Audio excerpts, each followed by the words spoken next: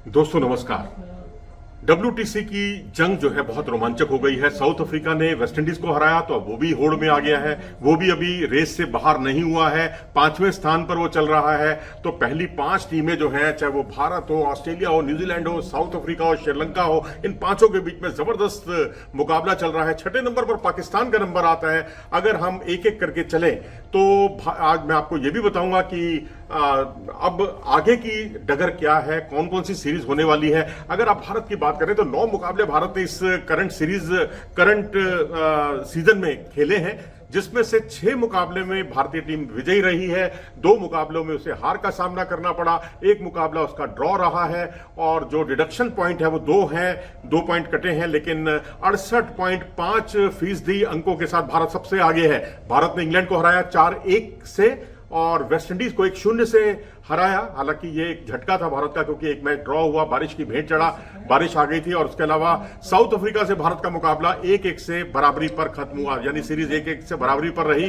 तो आप इससे अंदाजा लगा सकते हैं कि भारत जो है अभी बेहतर अच्छी स्थिति में है और अभी भारत को जो मैच खेलने हैं अभी उसके बारे में भी हम आपको विस्तार से बताएंगे। फिर चलते हैं दूसरी टीम पर। ऑस्ट्रेलिया की टीम दूसरे स्थान पर है, जिसने सबसे ज्यादा इस सीजन में मुकाबले जीते हैं। 12 में से 8 मुकाबले जीते हैं। 3 मुकाबलों में उसे हार का सामना करना पड़ा, 1 मुकाबला उसका ड्रॉ रहा। लेकिन जो डिडक्शन पॉइंट है उसके 10 हैं। जी हां, बहुत अंक उसने गंवाए हैं और यही बड़ी वजह है कि वो पॉइंट्स टेबल में भी दूसरे स्थान पर है 62.5% अंकों के साथ। इस टीम ने न्यूजीलैंड को हराया 2-0 से, पाकिस्तान को हराया 3-0 से, यानी दोनों टीमों का उसने क्लीन स्वीप किया। लेकिन वेस्टइंडीज से अपने ही देश में उसको एक झटका खाना पड़ा, जिससे वो सीरीज नहीं जीत पाया। 1-1 से बराबरी पर सीरीज रही और इंग्लैंड से सीरीज भी उसकी 2-2 से बराबरी पर रही। फिर बात करते हैं न्यूजीलैंड की। न्यूजीलैंड की टीम ने 6 में से 3 मुकाबले जीते, 3 मुकाबले हारे, 50% उसका रेशो रहा और बांग्लादेश से 1-1 से बराबरी पर सीरीज खत्म हुई। आप देखेंगे, कभी गौर करेंगे तो बांग्लादेश का परफॉर्मेंस हमेशा न्यूजीलैंड के खिलाफ काफी अच्छा रहता है और इंग्लैंड के साथ उसकी सीरीज 1-1 से बराबरी पर रही और साउथ अफ्रीका को उसने 2-0 से पराजित किया। ऑस्ट्रेलिया से 0-2 से हारे, लेकिन श्रीलंका को भी उसने 2-0 से पराजित किया।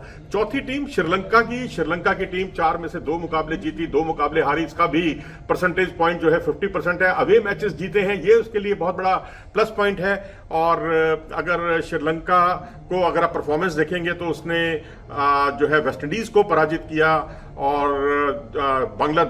बांग्लादेश के साथ जो है उसने मुकाबले में सीरीज में जीत हासिल की, पर पाकिस्तान से अपने घर में हारा वो।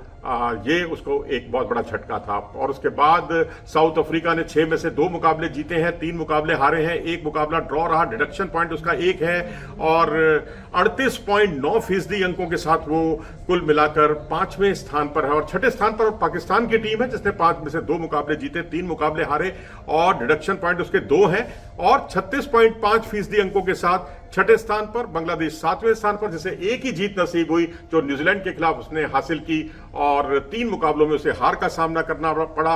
25% उसके कुल मिलाकर अंक हैं। और फिर वेस्टइंडीज का नंबर आता है, जिसने 9 मुकाबले खेले हैं, केवल 1 जीत उसने दर्ज की है और वो भी बहुत ही तगड़ी टीम के खिलाफ। जी हां, उसने ऑस्ट्रेलिया को हराया है। एक मात्र जो जीत है सीजन की ऑस्ट्रेलिया के खिलाफ उसे हासिल हुई।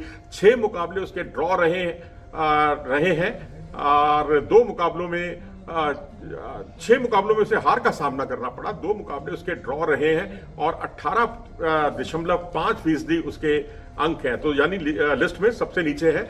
और अभी पाकिस्तान और बांग्लादेश की सीरीज अब शुरू होने वाली है 21 अगस्त से और दूसरा टेस्ट मैच 30 तारीख को खेला जाएगा। रावलपिंडी में मुकाबले हो रहे हैं। वेन्यू चेंज कर दिया गया है अब, क्योंकि वहां पर चैंपियंस ट्रॉफी के मैचों की तैयारी चल रही है। तो कराची की जगह पर रावलपिंडी में आपको ये मुकाबले देखने को मिलेंगे।